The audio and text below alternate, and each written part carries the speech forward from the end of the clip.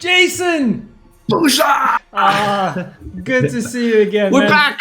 We're back just before the finals of GWENT Open Yeah. number 1. First one, season 3. Wow. Yeah, it's been a really cool season. I really like that we have casters for our qualifiers now. And I think we should give a shout out to all the ones that weren't casters today and yesterday, but have been for the qualifiers. They've been doing a really great job, and it's been really cool to see a lot of other faces giving their takes on these matches, and it's been really cool to watch them as well.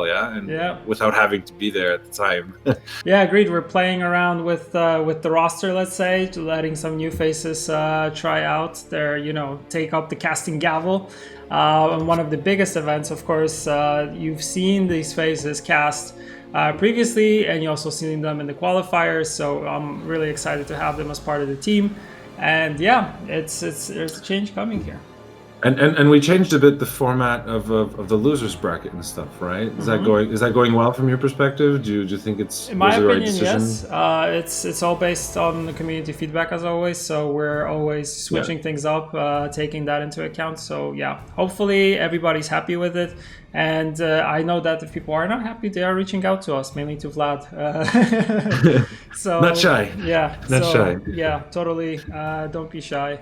Let us know. But I think it's added a nice dynamic to the losers bracket. Yeah, there's something at stake there, and I really enjoy it. Agreed. So that's been fun to watch. Jason, since you're here, does that mean that we will have some important news to share? Yeah, I think we'll do two things today. We'll give an early preview into the next balance update, which will be a bit bigger and more substantial than the last one.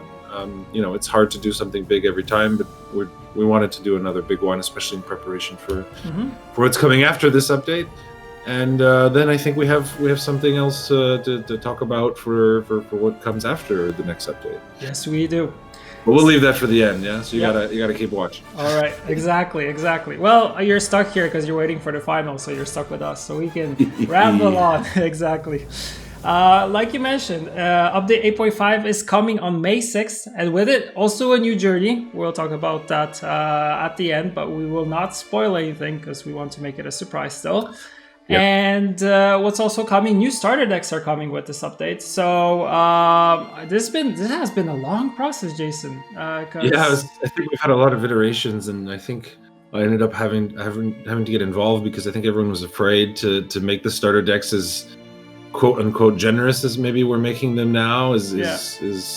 I don't think they're that crazy, but I think everyone's always afraid to be the person that says no, we can give this. That's fine. So definitely the new starter decks. The strategy for the old ones was really, to give you a bit of different aspects of a faction, so that it was easier to kind of take that deck and bring it to the strategy that you wanted after. But honestly, I think it made the starter decks feel a little more confusing and wasn't showcasing, the real synergistic side of GWENT really well. Right? So I don't think it worked out quite as well as had envisioned. It had some major downsides. So these will be a lot more synergistic. And I think we also plan to kind of create sort of like reward tracks at some point or something like that will help you take those starter decks into like semi-competitive decks almost. Yeah, like something a bit much stronger. But that's for later. That's the plan for the future. Details will come, but that's kind of the vision that we had. So we built these starter decks in mind with having a clear upgrade path for them. Exactly. Nice overview there, Jason. Cool. Nice. You're welcome. Thank you. 8.5. So as always, we have everything split into specific topics, let's say. The first topic, and I will introduce it. It's my style, yeah? Yes. I didn't give wacky names to the sections this time. Yeah, this time the names are very tame. Increasing stratagem variety. So what's up with that?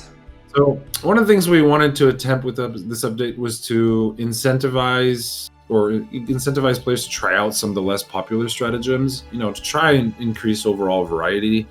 I don't think we fundamentally reworked them for the most part, but we did a pass. So if we start, let's say, with maybe Basilisk Venom, we'll go through them fairly quickly. There we go. Now poisons a unit instead of a random unit. So, if you want to go for that 2 poisons 1 turn in round 1, that stratagem is now a lot more, it's capable of doing that in a reliable way. So maybe you'll want to use Basilisk Venom now.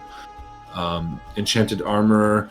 Now, not only boosts a unit in your hand by 3, but also gives it 2 armor, so adds a little bit more protection, has a bit more value. I personally think this one was kind of interesting already in certain decks because of the carryover, right? Carryover is king. But this definitely adds a little bit more. Ceremonial Dagger. Ceremonial Dagger lost 3 bleeding, but gained 3 damage, so it can be used a little bit later in a round without losing so much value, right? Stratagems are rarely something you want to use in your first turns. In round 1, so that you kind of have those points hidden. So now it can actually kind of help set up a removal with the 3 damage, or still get the value from the 2 bleeding if you want to get the full 5 value. Exactly. Cursed Scroll now lets you actually, I believe, choose the card from your deck, if I understood it properly, and I think that makes it a lot more interesting card. I think some people will choose this stratagem to kind of help hand fix and guarantee what they want. Urn of Shadows now works on an allied unit instead of an allied bronze unit, so it's certainly interesting. I'm not sure everyone's going to want to Urn of Shadows Miruna in round 1, or God knows what other gold Death Wish, Penitent or Manticore, but we'll see. It's definitely a lot more of an interesting choice of a stratagem than it was before, and quite powerful if you think about the implications. We didn't change the Scoia'tael Saber, but we did change the Scoia'tael Neophyte, which as a card has been really underpowered for a long time, mostly because of the stratagem. Exactly. So we said, screw it. It now has an extra order ability that lets it transform into an Elven Deadeye, which, it's 2 more points. Because if you trigger order on both, right, it goes from 2 to 3 if I'm not mistaken. Which makes the card now standard 6 for 4. Mask of Ouroboros will now spawn 2 crows instead of 1, so maybe Skellige will want that a little discard. Discard hand fixing, I think, was already kind of decent. With the extra points from the extra crow, I think it's really worth considering using the Mask of Ouroboros. And finally, the Tiger's Eye now gives 5 coins instead of 4. Not sure how I feel about that one personally. I think it was pretty decent stratagem to begin with, but now it's better. So Tiger's Eye, I think, will become much more stable in Syndicate decks than before. Exactly. As you guys 5 coins saw, ain't no joke. Yeah, like you guys saw on screen, most of the changes that are happening are highlighted in a different color, either blue or red. Blue if it's changed, red if it's something gets cut from the text of the card.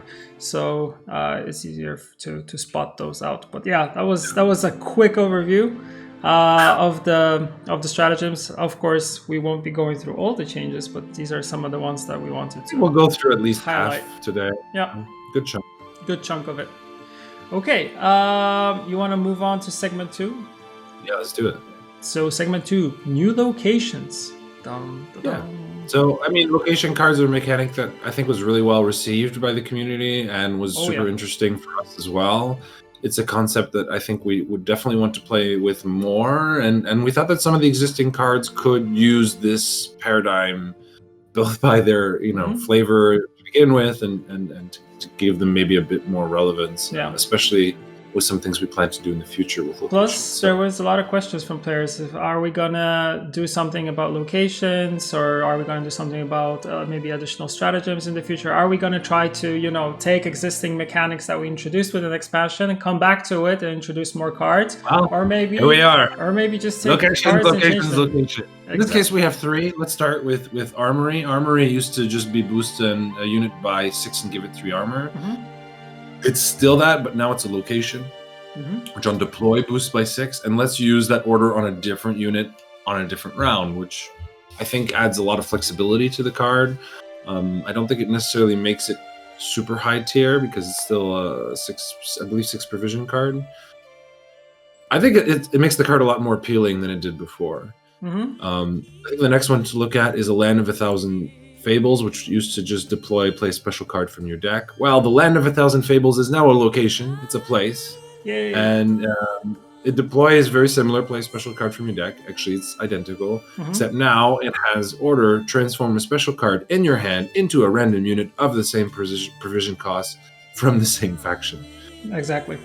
So magic is going to happen to your hand, I guess, when when you enter the Land of 1,000 Fables. So maybe this kind of lets you, fix a card in your hand that you don't really like, I think it could be interesting for Assimilate, because I believe that will give you a chance to get an additional Assimilate.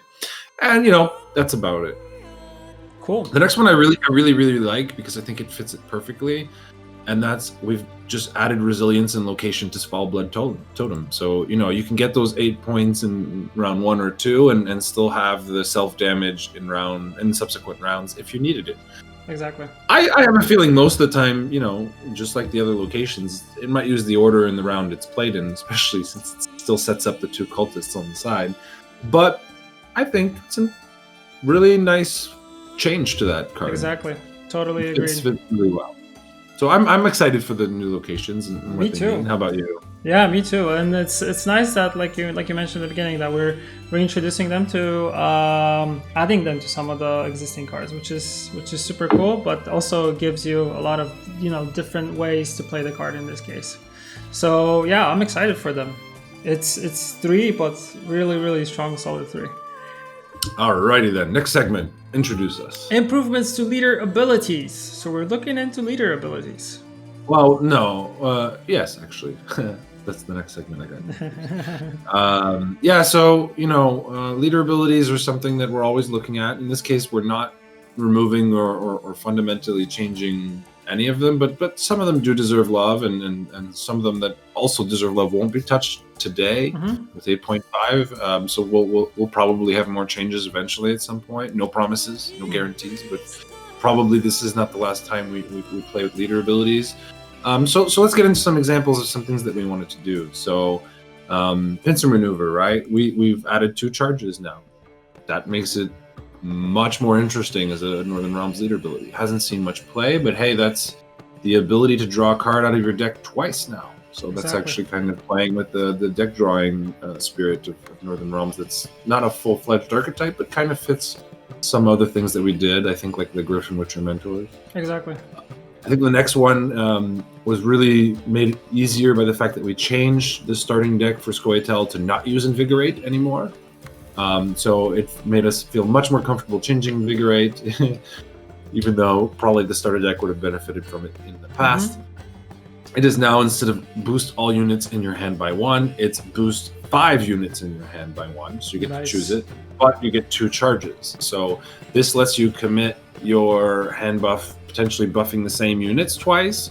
It stops punishing you for having anything that's not a unit in your hand finally, right? Because if you used to invigorate on a full hand and you had some spells or some artifacts, whoops, that's a lost value for your invigorate. Too bad, too sad. And it also, like, if you spend all your invigorated units in the first round, then you lose all that carryover. So in this case, you can kind of, save that second charge for later. It adds a lot of dynamic to the leader ability, and I think it might actually be potentially viable. We'll have to see. Agreed. Really cool change. In a similar fashion, Reckless Flurry has been changed from dealing 8 damage randomly to 3, and it's now 3 charges instead of only a one-time deal. So in overall, it's 1 more damage, right? It's a total of 9 damage instead of 8. But again, that flexibility of charges. Yeah, do I use this in round 1 or round 2? I think Reckless Flurry will actually be something people should experiment with, and we might see it enter, popularity a bit more than it has for a very long time. Agreed. A lot of flexibility, like you said. Really like this change. Yeah. Morhan Vortis got a power buff from 6 to 7. Again, trying to make some of the other Nilfgaard leaders a bit more tasty. Lockdown, provision 13 from 14, probably still not enough to make the new lockdown quite a popular choice, but we said in the past that we were kind of okay with lockdown being away from the meta for a long time, and maybe this is like a micro step towards allowing the new lockdown to actually have its place. Exactly. So whether we'll do more, I can't guarantee, but if it's not, then we might buff it again at some point. Exactly. Next up, Imperial formation, just like before, except now, whenever you play a soldier, give it 1 armor for each adjacent soldier. So actually, at some point when you play soldiers, you might automatically gain 2 armor. This, again, it's armor, it's not points, but armor ain't no joke either, yeah? It protects from a lot of things. So maybe Imperial Formation will actually re-enter the meta in a more interesting way than it did before. It's very nuanced, right? It's more soldier archetype pushing than it was in the past, where it was maybe a bit generally utilitarian. No. Utility. I don't know. Okay. Used as a utility, right? Yeah. Okay. Next up is Pirates Cove. No longer gains 4 coins, but now has 2 charges. So you can add a little Sea Jackal in two different rounds if you want, which I think makes it a much more standalone and a much more interesting leader ability. Yeah, and you know, all the other leader abilities gain coins. This one gives you points and spenders. Exactly. It's really a spending leader ability. I think it's nice to have that distinction. And Inspired Zeal is back, and now to boosting 2. I believe it was doing it at some point. Anyways, it boosts by 2 instead of 1 now. Exactly. Still has 3 charges. It's a minor little buff, but again, 3 points ain't nothing in Gwent. Nice. Ain't nothing. Yeah. Ain't nothing. Agreed. I really like the changes here, especially that we're seeing more charges, and then, like you said, it's giving you a little bit more utility and flexibility. So you choose when you want to use it, and you can play around with. Like, you can spend everything in one round, or you can leave something, use it in the next round. I really like this change. I like it because I like the flexibility. Right? For sure. And I think just because it'll for sure be noticed by people. We haven't forgotten about stockpile. It's just what we want to do for stockpile. We ain't ready for yet. We probably won't be ready for it in the next update. But there are interesting things we want to do with stockpile. Oh yeah, there's some cool things coming. But yeah, it's still far along on the way. Let's say. Yeah, look at that. We have plans in the long term. All right. Alrighty then. Next step. Take a breather because we're moving on to Balance Pass on recently released leader-inspired cards. So yeah, I think I wanted to say leader-inspired cards because they're not leaders, right? They're just gold cards. They're leader-inspired cards.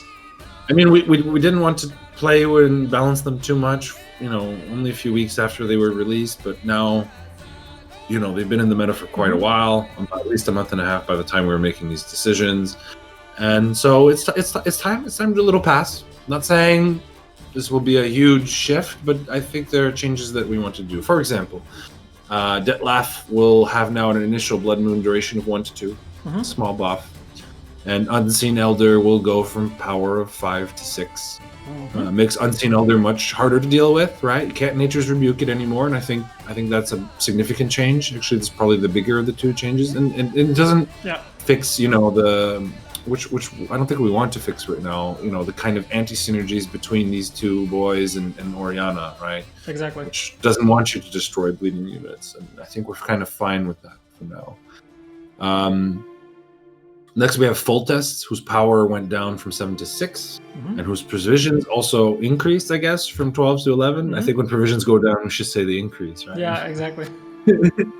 And in consequence, now has a nice little passive engine that's not based off the devotion, where at the end of your turn, you boost a unit to the right by 1. So actually, he self-generates this if you don't have a boost that turn, which I think is nice. Yeah, definitely sets up more potential for him. Again, I don't think it'll necessarily make him OP meta tier 0 stuff, but that's not what we're trying to do with Ever, right? We just want to make the card more interesting. Exactly. More fun to play. Next up is Meave, good old Meave, that I think hasn't been as successful as we'd hope. Now has 2 new changes. One is the counter now actually resets after she explodes, so she can explode more than once. Exactly. Which I think ups her ceiling, makes her a little bit more sexy. And in addition, whenever she is boosted, she will gain 1 armor. Now, the interesting thing about that is you can't so easily remove her, you know, inspired as before. It requires 2 damage at least, instead of just 1, potentially 1. But also the way that we like this is, you know, even if you're trading back and forth, right? You know, you're pinging off that 1 boost, he's putting back the 1 boost. You know, because of that armor, even if they're able to do the 2 damage to continue that trading, they're trading damage for armor, which usually is beneficial for you in the final score. So yeah, I think it's definitely an interesting change from Eve, especially I think the reset the counter. yeah. People were kind of petitioning for Eve to become stronger. Like you said, Because she's awesome, right? yeah, Everyone she's an loves awesome character, and just people wanted her card to be a little bit better. So I think she's more than a little bit better now, to be honest. Right. Moving on to Emir Var Emrys. I think one of the problems with Emir was that is the random nature of what he was seizing. So we've decided to move it into an order. Seize a 1-power enemy unit with spying. The difference here is that you don't need devotion for this, right? You'll get 1 order use guaranteed, and the devotion now lets you, essentially refresh it at the end of your turn, right? So it works very similar with devotion as it did before, but it's kind of like a buff for when you're not running devotion Emir. At the same time, it's also a general buff to the card because you get to choose, and I think that's substantial, actually. Yeah, and we added zeal to him, just to, I don't know if you said that. Oh yes, did I skip that? Yes, he has zeal, so he'll be able to do it immediately. Awesome. Horson Jr. again, not the biggest change here, the biggest success, I think, in terms of the player base. But so we're doing a few little changes to him. Now his devotion, instead of gaining insanity, will damage an enemy unit instead. So you won't have to target a boosty boy, which I think makes it a significantly better card, right? Like that 6 damage was good, but if you're playing against, let's say, maybe Skellige, which doesn't have boosty boys all the time, a little awkward. He still has his fee 3, right? And I think Horson Jr. will potentially be a really nice removal target for Devotion Syndicate. Yeah, agreed. And next up we have Krak on Crate, who now has an additional ability. So he works exactly like before, right? The 2 armor to 3 pirates and ships. Now he has also order damage unit by 1, cool down 2. So a little bit stronger. I think Krak was borderline pretty good already. Pretty good, exactly. And So I think this is just like a small push to make him even better. It's just a small push to make him really really viable. And finally, more of a minor change. I know that probably from the community, you guys are a bit more concerned about the swingy nature of Ice in general. So, what we've done for this update is we've decided to change his Bloodthirst from 2 to 3 to make it a bit harder for Skellige to reliably combo him off. But I mean, if you look at, like, let's say, like the last qualifiers where Ice decks were some of the worst performing decks in the whole qualifier, I believe that was the case. Yeah, the recent ones. We're not so worried about Ice because we believe if you play really well in your best 2 out of 3 format and you play in a smart way, and usually he's pretty telegraphable, that he is kind of reliably. Right? It's kind of reliably beatable if you're smart, and we kind of liked how he feels when he does work. If you're having fun with it, like we want wow moments to be possible in Gwent. Yeah, we don't always want just ping ponging of little boosts and little damages. We want like moments to be possible where you're like, when you do something crazy, right? Exactly. I know it's a bit simple version of a crazy because it's telegraphed like crazy, but still, you sometimes want a big point swing, right? You want a nice finisher in this case. Yeah. So for now, we've decided to just simply nerf his Bloodthirst from 2 to 3. Exactly. All right. So those are kind of the chunky, meaty segments that we split things into. But we also have a couple highlights, and these are specifically highlights for each faction in terms of the changes that are coming with 1.5. And I think we should start with monsters, right? What was the kind of the general idea in terms of the changes here? So again, these are not all the changes, just some of the ones that I think I personally found a bit more interesting. Arcaspore is now power 2 to 4. Deathwish, summon all copies of this unit from your deck to this row. Wait, is that a Foglet? Yeah. Well, actually, we wanted to bring Foglets and Ancient Foglets back to the Weather archetype a little bit more. So now Foglets will have Deathwish spawn Fog on the opposite row for 3 turns. Because Foglets need Fog to survive. Exactly. No. On death, they just spew out a huge cloud of fog. And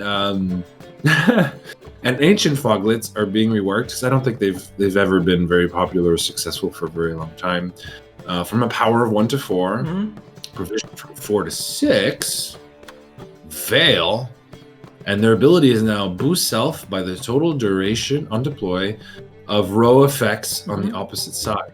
I believe that's both rows, yeah? It's opposite side, not opposite row. So whenever you apply a row effect, boost self by its duration. So now we actually have sort of like another engine that benefits from you having, you know, a Foglet spawning Fog or Wild Hunt Navigator or whatever other weather generator you have in monsters. So they'll get points on it, I think. And also will continue to grow if you keep spawning weathers. So we'll see if it really supports well the weather archetype in monsters. But to kind of top it all off, my boy Eredin, the guy who makes Frost deal 2 damage instead, 1 more damage per turn, so 3 instead of 2, has now a power from 5 to 6. So very similar to another change we did earlier. It is now out of, let's say, simple Nature's Rebuke removal range, which I think Eredin needed. I think the Wild Hunt package needed him to be a bit more sticky. Yep, exactly. So that's all monsters. Right. That's some of the highlights that I wanted to showcase. Of course, like how do you feel about this? Do you like weather monsters? I like weather monsters. It used to be an archetype that I used to play really a lot of, and whenever I just see more tools for it, I'm always excited. So yeah, totally, this makes me super excited for it. Next up, we have NR, and I think we should pause here for a second because we have a lot of plans for Northern Realms overall coming in the future. Kind of referencing the stockpile from earlier. Exactly. But we have only one thing that we wanted to highlight today. Do you want to kind of go more in depth into what I said, or you just want to leave it there? I think the charges as a mechanic and everything is fine on a smaller scale or on a niche scale within Northern Realms, but I think we aren't super happy with how it all works together in Northern Realm as a whole, like as an archetype. We don't think it works out very well, and you know, it involves the siege archetype in many ways as well, and I think it all deserves a very substantial pass on it to make it more viable, and it's definitely something that we have a lot of really interesting ideas for, and we definitely want to do this pass. It's just with this update, there's already a lot happening. With the next update, there'll be a lot happening. So probably when you'll see it, no guarantees, because I get accused of promising things when I try not to. But probably, you know, an update after that. So 2 updates from now, something like that. You might see us do another pass. Now, for now, there is one card that I find quite humorous, and that's the poor beeping infantry. Has been reworked, now has power from 1 to 3, and deploy, spawn left flanking infantry and right flanking infantry on both sides of this unit. And I believe that they wanted to put the old, you know, triptych arts into that, because for flanking infantries used to be a triptych, and with the added bonded of boost self by 3. So it is now cool. Yeah, potentially and it will excite the community, I can tell you, because there's always someone asking about triptychs to come back. There is always at least 1 or 2 people saying like, "Oh, triptychs would be nice to have them back again." And you know what? It's generating 3 bodies in 1 turn, which for, you know, a Meve engine that keeps hopefully potentially triggering regularly. That's nothing to scoff at. I think we're going to scoop them out. Poor effing infantries and all that stuff put together. All right. I'm trying to hold back my swearing, but Yeah, it was already on screen. Like the word was on screen, but people have to read it for themselves. It's not like we said it. Like we didn't say it. I know. I have to get out of the habit of swearing so much. Okay.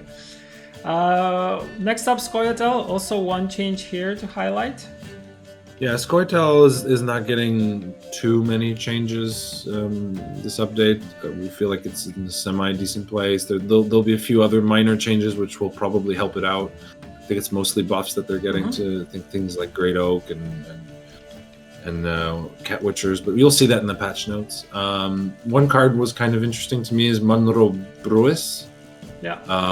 Now instead of deploy, transform two allied Rowdy Dwarfs into Dwarven Berserkers, it's now Zeal Order, charge 2, so you can actually choose what you transform, and I think that's a really nice change for this card. It's an awesome change, because I've always, when playing this deck, like I've always run into a place where I want to play him, but I don't have the Rowdy Dwarfs yet. It makes him a lot less awkward, right? Yeah, and I want to set up for it differently, but I need the time. So having this on order and having charges on it makes total sense. And also Zeal. So if you want to do if you want to right away, go for it. Right? Yeah. I think it's a really good change. Yeah. Once again, we're talking about this, this utility agility. Let's say that you can choose where you want to do things. So I think that was one that I found quite fun, and I think the implications will be fairly good. So that's, I think, the only one I wanted to highlight from Scoia. Nice. So we are moving on to Skellige. Right. 3 changes that we wanted to highlight here.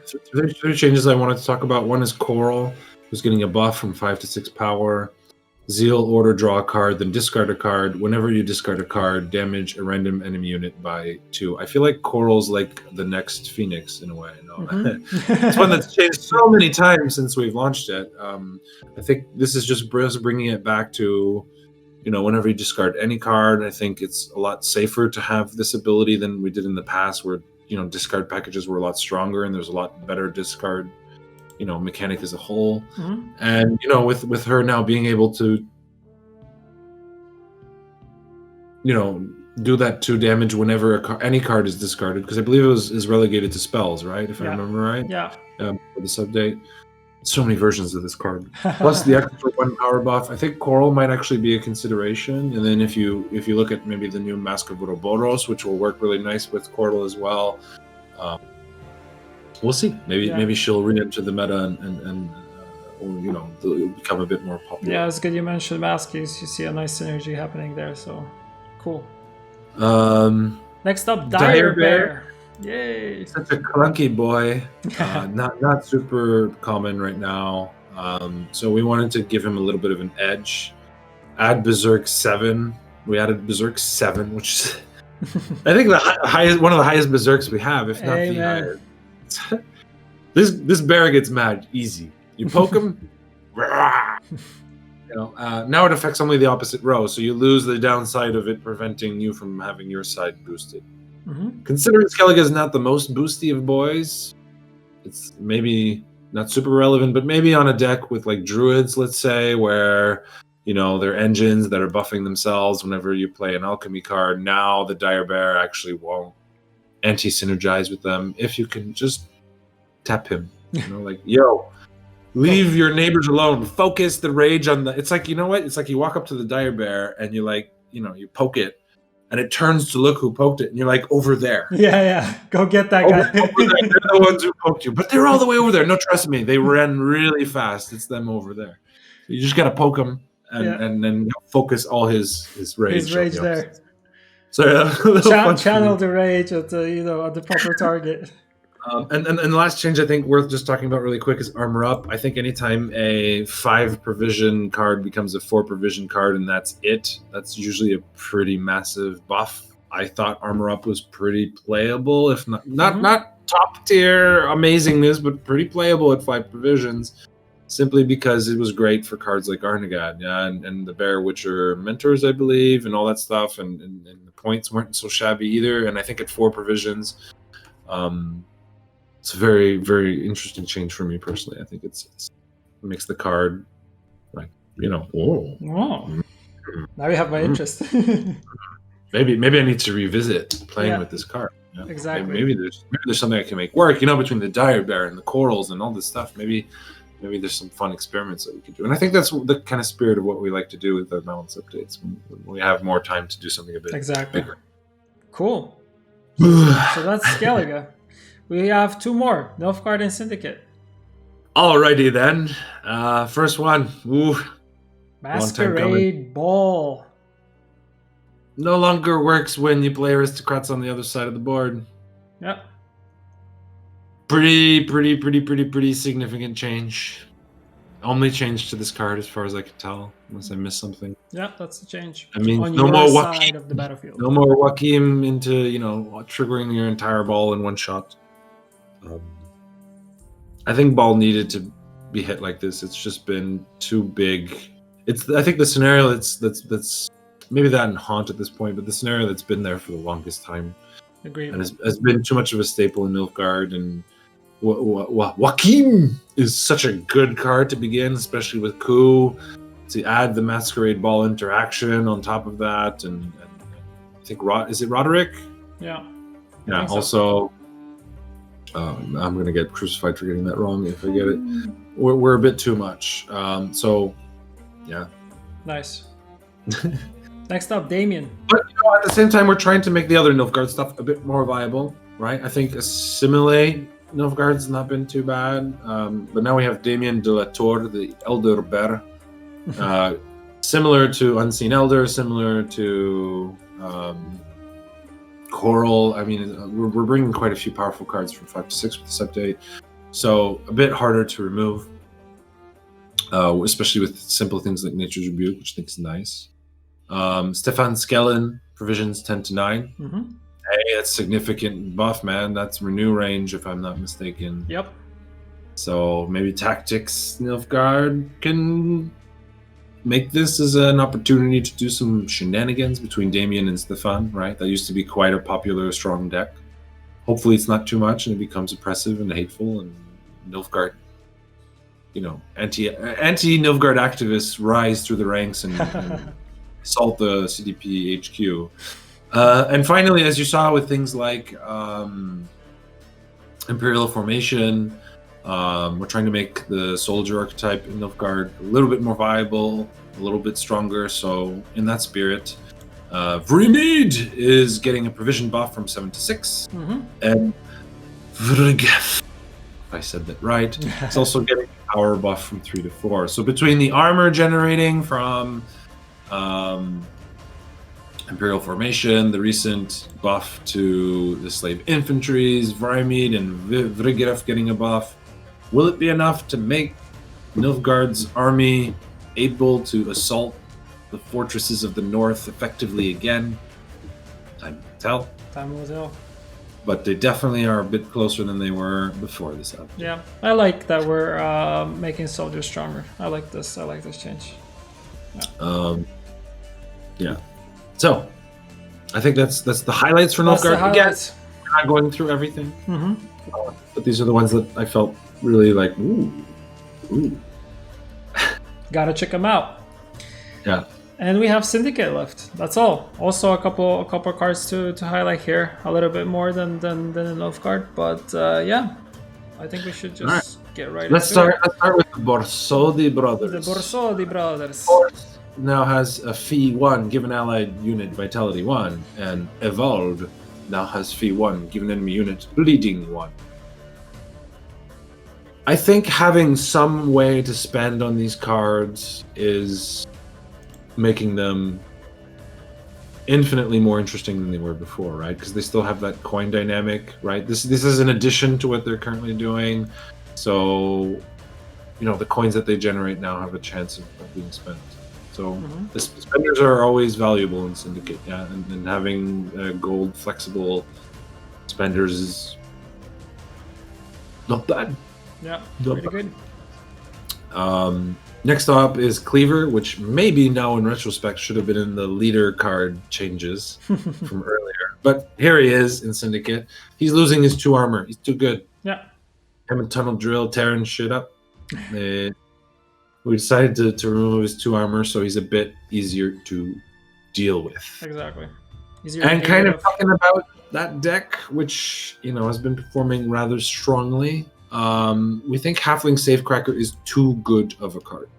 Like between the amount of value it'll get from its deploy to the additional value it gets from its intimidate, it's too much for the card itself. It puts it on a whole other level to other factions' tools.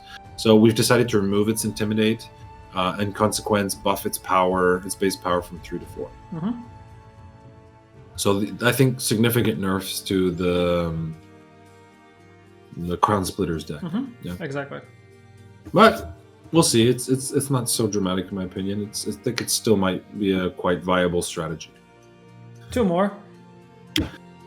Keeper of the Flame works just like before, so he boosts adjacent units, and if you pay 4 tribute, it's all units on the row, except the first time a cleric synergy is being added to a card, where the tribute cost is decreased by 1 for every allied cleric.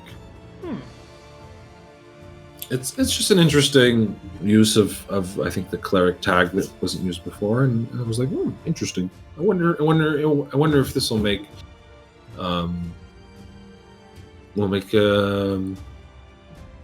Eternal Fire, Flaming Rose decks in Syndicate more viable, and I believe there's a few other minor ones that we're not going to go through today that giving a little bit of love to that archetype.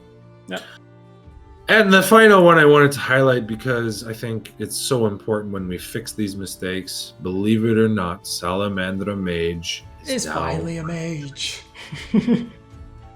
It's like we're constant. It's like every other update we have to find a tag that we have to put in for lore reasons that we're like, why wasn't that always there? The world is right again for now until we find the next one. All is right in the world, exactly. I'm going to take a break from talking for a second as you recap the next section. Exactly. So, like we mentioned numerous times, these are only some of the changes. There are roughly 30 more balance changes left to discover with the patch. As always, we will have the patch notes coming out day before the patch, so get ready for those. And speaking of something that we started off with, Journey. So this is your last chance to get Yennefer's Journey, so don't sleep on that, because I know there are a lot of you always asking like, what about the previous Journey? I missed it. So don't miss it, get it, check it out. Premium Journey is always available. It's never too late, exactly. And like we mentioned also in the beginning, with 10.5 we'll be having a new Journey coming with a super nice, beautiful face. Okay, I'm not spoiling anything more here. You're so naughty. So details coming soon. We might be teasing it a little bit just before the update launches, so like we did with Yennefer. So get ready for that, because I'm already excited for it. And of course, we will have an awesome trailer, which I'm super hyped to show everybody because we've been working on with the video team. And yeah, I'm not saying anything more because I will for sure spoil something. I think one thing that might be worth mentioning is the formula for this journey will be essentially identical to the current one. So we're not planning any major formula changes in terms of the economy and the contracts and all that stuff. And Jason is kind of talking about formula changes because there might be something happening down the road, because you wouldn't mention it without anything. We've talked about our new expansion strategy, right? So we wanted to take this opportunity to talk a bit about more what's coming. Yes. And maybe clarify some things and some terms ahead of time. So at the beginning of June, date to be confirmed.